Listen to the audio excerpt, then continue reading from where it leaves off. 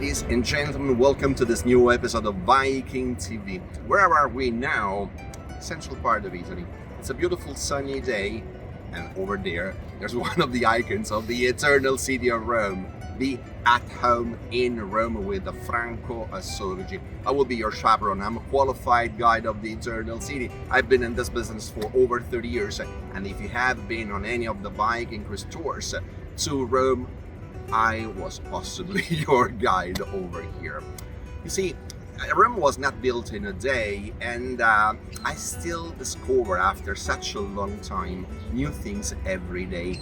Let me help you discovering Rome, unveiling Rome, the eternal city. Let me be your chaperone during this episode, and I hope you'll be falling in love with this town as much as I did over 30 years ago, and I hope you will want to come over here. Prego.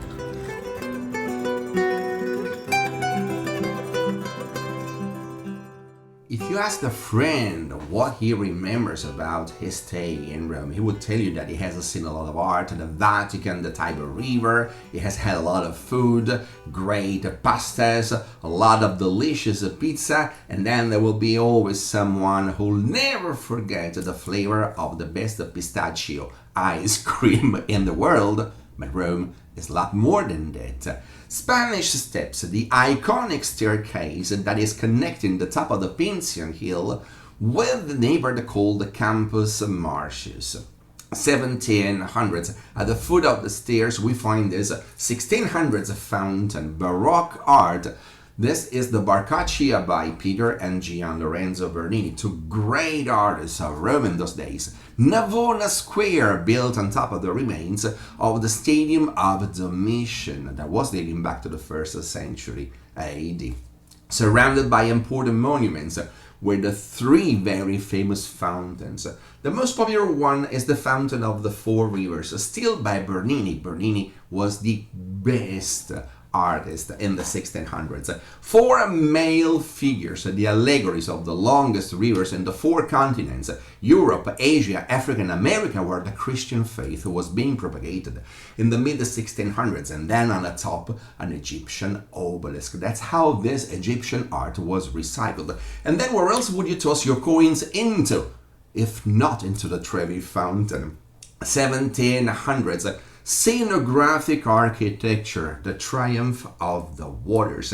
And still talking about obelisks, there's another place, the Parliament House, 1600s, in front of which you find another Egyptian obelisk.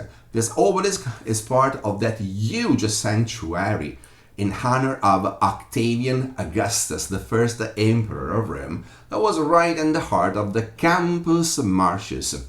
There's a neighbor that in the ancient times was just outside the city walls of Rome. And still in the same area we have the lovely spiral column in honor of Emperor Marcus Aurelius, with this relief that describes perfectly the successful campaigns of war of the Romans in Eastern Europe and in Mid-East. The Colosseum, the largest stadium ever built for gladiatorial combats and simulations of beast hunts in the wild.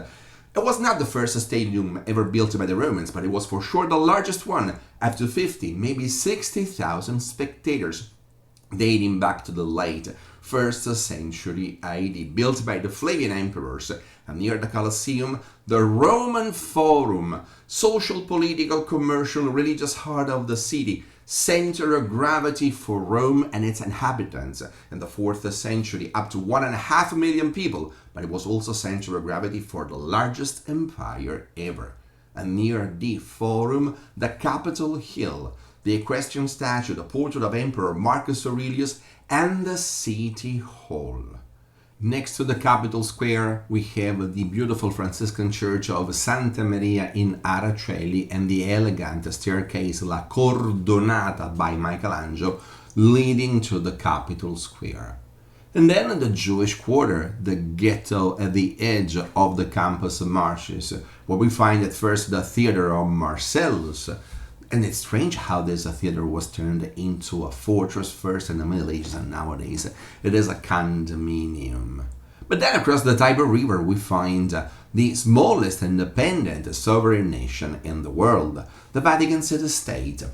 That's where we have the Vatican Museums, the Apostolic Palace, the official papal residence, the Sistine Chapel, and then the St. Peter's Basilica, the largest church ever built in the Christian world. There's so much art in there, beautiful statues, beautiful decorations, in particular the worldwide famous Pieta by Michelangelo Buonarroti. But in reality, Rome is still a lot more than all of this.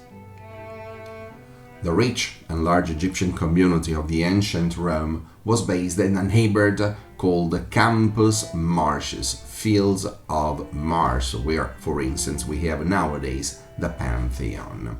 And they had a large sanctuary to Isis built.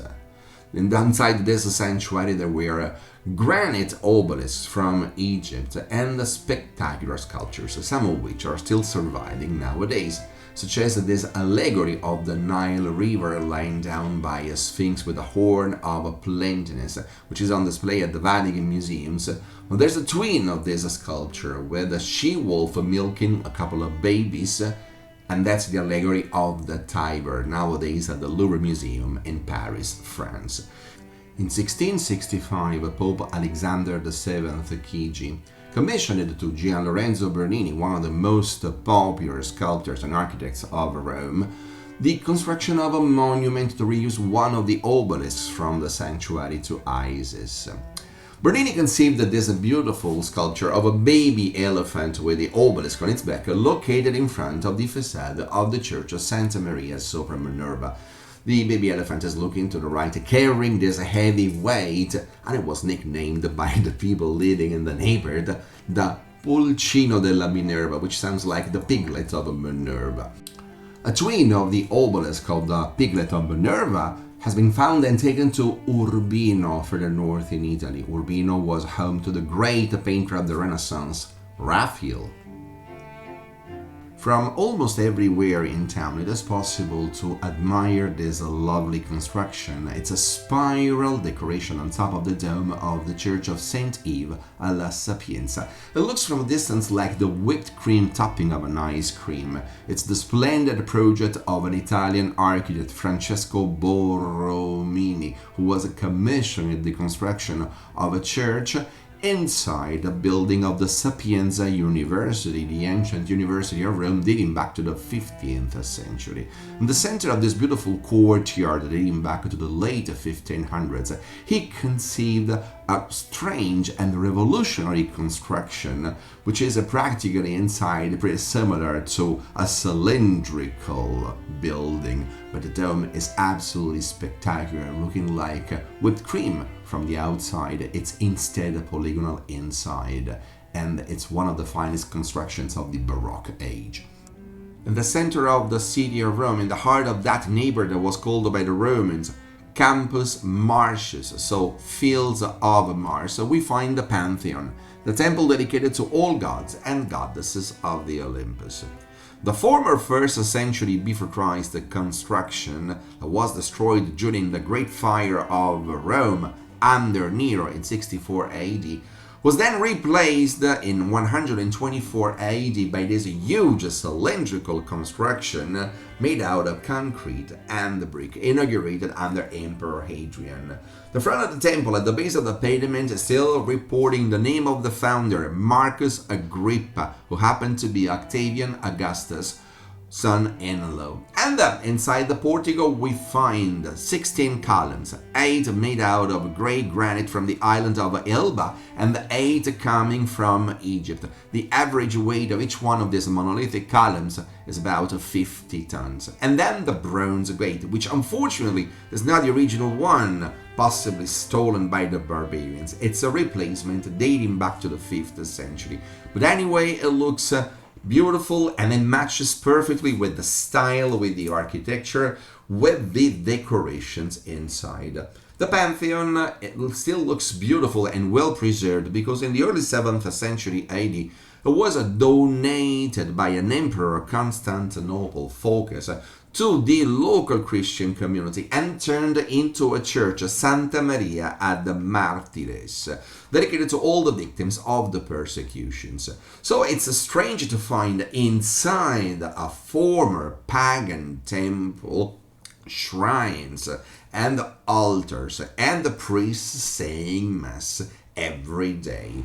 The decorations, these slabs coating the walls, the columns, the floor, that's all original, and also the dome, this beautiful cupola whose diameter is 43 meters, roughly 140 feet, and it's entirely made out of concrete. It's self-supporting, is original. This is the grave of Raffaello Sanzio, the very famous painter of the Italian Renaissance, who's buried inside the Pantheon, as well as many other artists and the first kings of Italy after its unification. Victor Emmanuel II, the father of the nation, and his son Umberto. If you want to take a selfie inside the Pantheon, that's extremely easy. Any smartphone, turn it on selfie mode, start the timer, pull it on the floor with the Oculus with the sky window in the center, and then there you go. 3, 2, 1. And that's the result. Do I look like an angel with that halo? There's a one only place in Rome where at noontime they shoot a cannonball. Come and see. Janiculum is one of the nicest areas in town. It's a hill opposite to the city center where we have this splendid fountain dating back to the early 1600s at the end of the aqueduct that was restored under Pope Paul V. And then we have a splendid view over the city of Rome from two different levels. This is the terrace in front of the fountain of the Acqua Paola, the Pauline water, and this is the upper terrace from the square, from the Piazza del Gianicolo, where we have also the statue dedicated to Joseph Garibaldi, the hero of the Wars of Independence in Italy in the mid-1800s. There's a tradition in the Janiculum area since the 1840s. Every day at noon, there's a cannon that fires. In the past, this tradition was started to let all the priests synchronize their watches and start ringing their bells. So you can see that we have two officers. They are ready to fire the cannonball and to shock all the people that are actually over there. Listen to this. 4, 3, 2.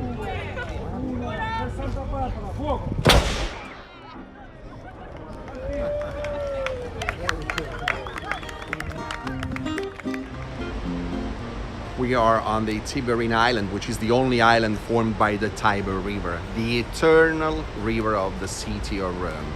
Water is everywhere. There's so many fountains in town, all supplied with the pure crystal waters by the aqueducts built by the Romans. Water is everywhere.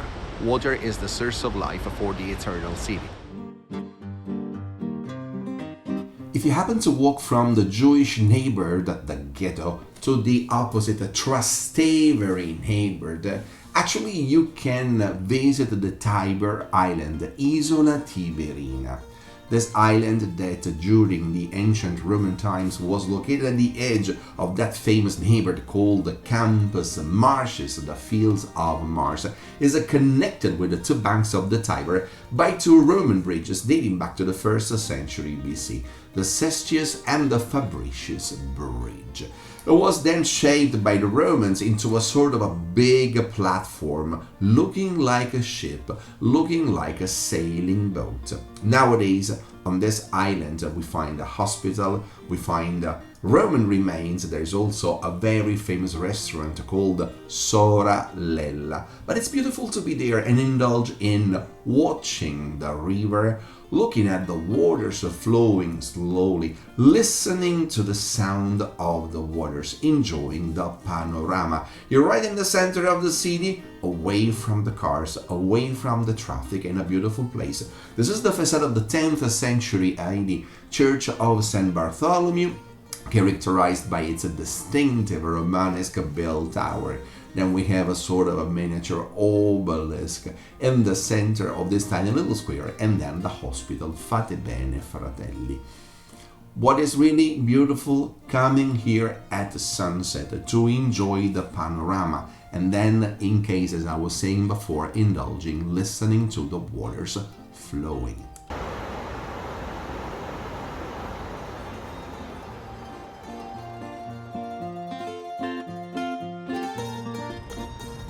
There's one only place in Rome where you can see the dome of the St. Peter's Basilica through a keyhole.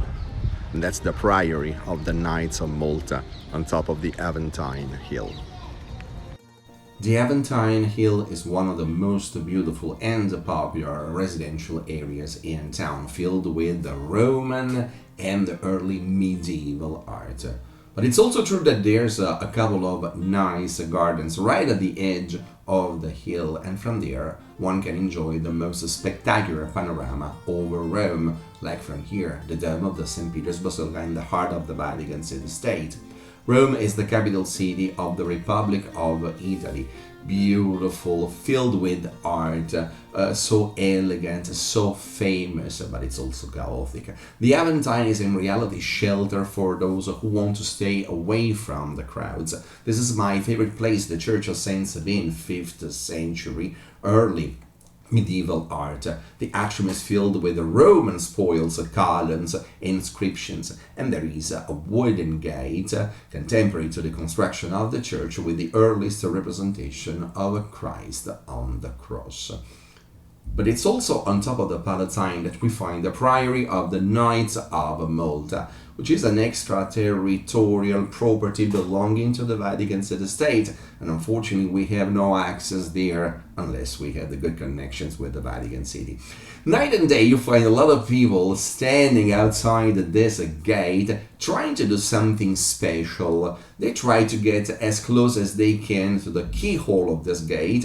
They try to position their digital cameras or their smartphones in a way to take a strange but popular picture. The dome of the St. Peter's Basilica framed by the bushes in the gardens. This is my son Gabriel. Listen to him when he was able to take his picture. Bella. Bella for the young sounds like a great, cool, wow. And it's really, a wow when you're able to take a good picture through that keyhole. A lot of people try every day. We made it. I tried years ago. You're gonna see the result in a few more seconds. There you go. And it's not too bad, is it? Sunset, the end of a long day. But this is the best time of the day to come to the Park of the Aqueducts on the Tuscolana Way.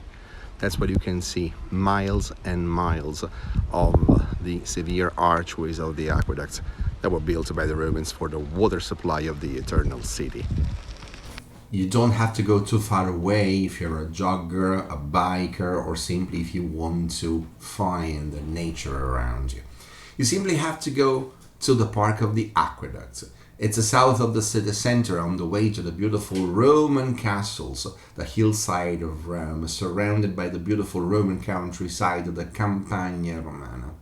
That's where we have remains of 5 of the 11 aqueducts built by the Romans for the water supply of the Eternal City. Since the late 4th century before Christ, we have natural lakes, we have water springs. There's a shelter for the elderly people and for the kids, for people really wishing to have a great time or to relax. And you may go there in the morning, but honestly, sunset is the best time of the day with this special light. You're facing south, so you have to the right, west towards the beautiful aqueducts, overlapping arches, sometimes extending for 25, 30, 40 miles. These are the aqueducts that have been supplying with the pure crystal water the city of Rome during the empire, not only for the needs of the inhabitants of the city, but also for those beautiful, fantastic shows, naval battles, better known as naumachias. The aqueducts were all destroyed towards the fall of the empire and then restored only towards the late 1500s. A few miles away from Rome downtown, we find the beautiful and peaceful Appian Way, one of the major Roman consular roads, one of the oldest roads ever built by the Romans. Pilgrims coming to Rome in the past, especially from the south, they would be coming walking on the Appian Way. They would have seen this kind of a panorama with monasteries, with the convents, with the farming properties, and then here and there Roman remains.